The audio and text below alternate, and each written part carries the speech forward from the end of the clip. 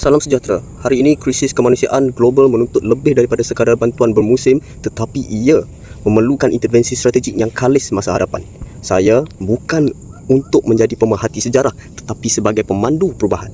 Sebagai seorang pengamal kerja sosial, lensa akademik saya melihat komuniti rentan bukan sebagai mangsa yang lemah, tetapi sebagai aset berdaulat yang perlu diperkasakan. Saya dilatih untuk membedah intervensi krisis, mengurus dinamika psikososial dan merancang pembangunan komuniti yang mampan dari akar umbi. Sebab itu, saya memilih MyCorps.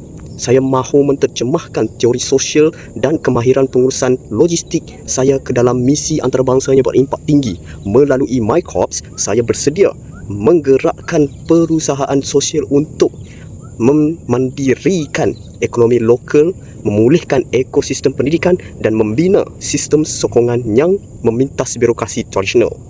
Nama saya Muhammad Daniel Aiman bin Kamaruzaman dan saya membawa satu visi kepimpinan yang radikal, tenaga transformatif dan komitmen total untuk membuktikan bahawa anak muda Malaysia mampu menggegarkan dan merubah landscape kemanusiaan dunia.